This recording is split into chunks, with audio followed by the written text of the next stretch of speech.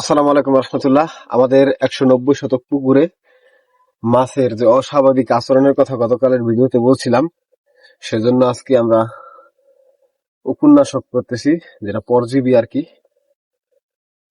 এটার লক্ষণ হচ্ছে মাছ একেবারে উপরে এসে লেজ দিয়ে পানি ছিটায়। গতকাল বলছিলাম যে আমাদের মাছ পানির উপরিভাগে এসে লেজ দিয়ে পানি ছিটায়।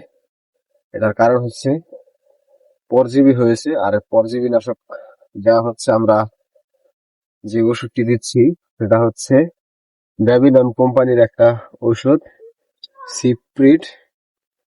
এটা দেয়া হচ্ছে ইমিডা ক্লোপ্রিড 20%।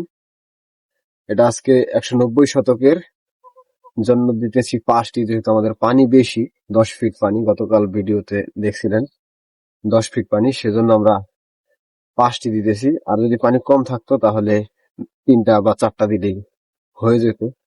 আজকে যেহেতু পানি বেশি সেজন্য 5টি দিতেছি।